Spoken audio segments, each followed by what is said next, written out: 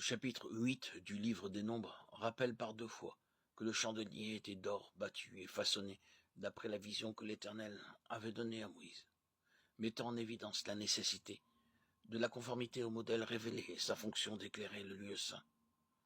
Le passage d'un état descriptif à celui d'instruction concernant les Lévites les désigne comme les représentants et témoins de la pensée céleste de Dieu, par lesquels il maintiendra son témoignage. 3 sacrifices étaient ordonnés pour leur consécration.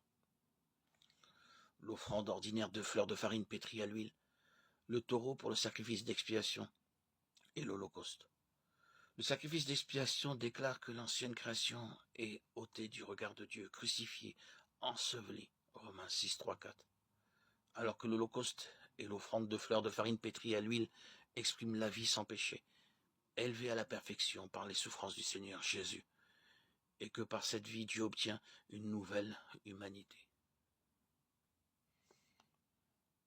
Le témoignage du Seigneur par le moyen de son corps est premièrement vie, la vie de celui qui a vaincu la mort. Mais quelle en est la signification pratique, sinon la suivante? Tout ce qui procède de nos pensées, de nos idées, tout ce qui est conçu et à sa source dans notre âme signifie mort et appartient à l'ancienne création. C'est un démenti à la vie. C'est toujours ce que cherche l'ennemi, introduire l'ancienne création avec sa vie déchue dans les choses de Dieu. Ainsi, sur tout ce qui ne procède pas des cieux, Dieu fait tomber son verdict, et il ne s'y trouvera pas. Soulignons donc à nouveau, pour être bien compris, que tout ce qui procède de l'homme naturel, l'homme psychique avec les intentions les meilleures, signifie mort. La croix, dans sa signification plénière, est donc un verdict, un jugement sans appel sur la vie naturelle issue d'Adam. Elle est une fin absolue de ce que nous sommes en nous-mêmes, non seulement en ce qu'il y a de mauvais, mais aussi de ce que l'homme considère comme étant bon. C'est final, sans appel. Dieu ne reviendra pas sur ce qu'il a déclaré. Il n'y a pas un seul juste, pas même un seul. Tous sont corrompus, tous sont pervertis. Romains 3, 10, 11.